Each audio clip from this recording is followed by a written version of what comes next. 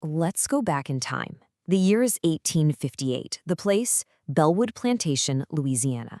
Now, on the surface, this place was all about immense wealth and that very specific kind of Southern order. But underneath that shiny veneer, a truly horrifying secret was festering, and an even more terrifying plan was starting to take shape. So, picture this. It's the foggy night of November 23rd, 1858. Six of the most prominent white men in the area, well, they believed they were absolutely untouchable, completely secure in their power.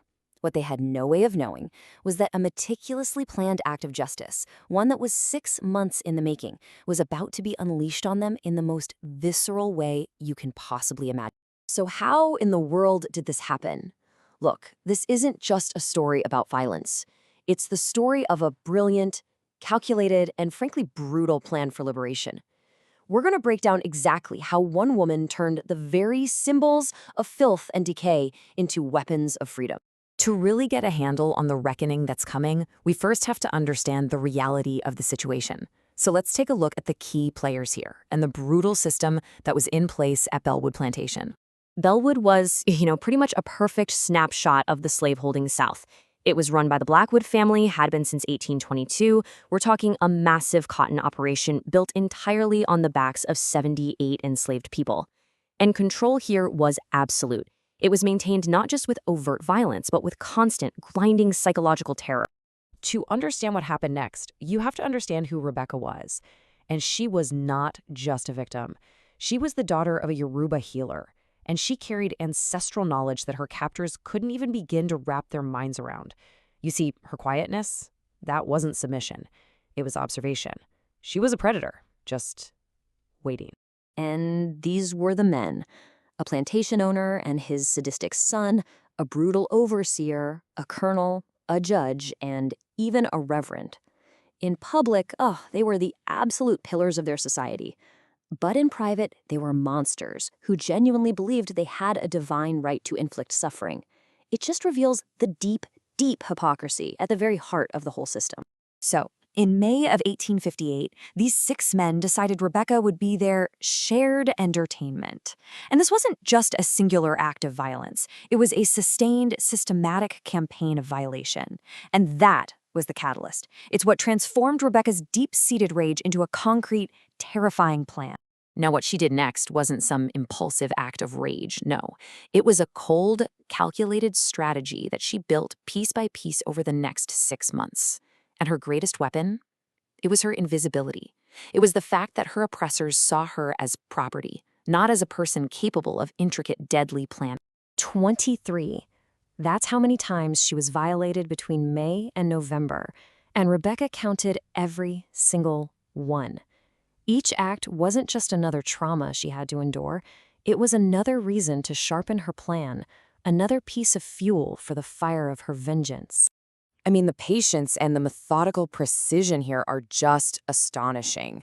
For 6 months, while enduring unspeakable abuse, she was secretly building an army. She collected her soldiers, she trained them, she scouted her battlefields, and she prepared her weapons. All of it right in plain sight. So how did she actually do it? Well, this is where her ancestral knowledge was absolutely key. She wasn't just gathering pests, she was conditioning them.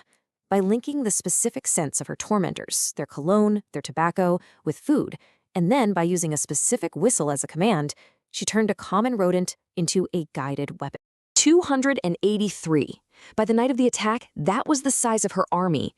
I mean, the sheer scale of that operation is hard to even comprehend, and she did it all in secret, right under the noses of the men who believed they controlled every single aspect of her life. And so, that brings us to November 23rd, 1858. The night the plan became reality. The night the debt of pain was about to be paid in full. She started with Edmund, the owner's son, the one who was the most creative in his cruelty. She actually poisoned his food to cause severe stomach problems, sending him rushing to the outhouse. And there, isolated and vulnerable, she knocked him unconscious and dragged him to a barn she had already prepared. Those were her last words to him as he hung naked from the rafters. Then, she opened the first 2 cages. The starving rats, trained to his specific scent, just swarmed him. And they started, just as she had intended, with his genitals. Next up was the patriarch, Theodore Blackwood. She drugged his wine with laudanum, which made him drowsy and easy to manage. She led him down to the root cellar, and there she shackled him to the wall. But before she released the next wave of rats, she told him his son was already dead, adding this layer of psychological torture to his physical end. Then there was the overseer, Gerald Patterson, the master of the bullwhip. He was lured to another barn. Rebecca surprised him, strangling him with a rope until he passed out.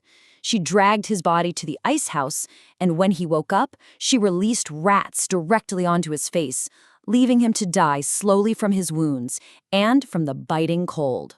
The final three, the colonel, the judge, and the reverend, they started to get suspicious. As they began to question where everyone was, Rebecca had to make a split-second decision. She led them on a chase to an abandoned cottage, a final trap. Once inside, she unleashed her largest group of rats, 85 of them at once, overwhelming all three men in a storm of chaotic, brutal justice. But here's what's so crucial to understand. This was never just about vengeance.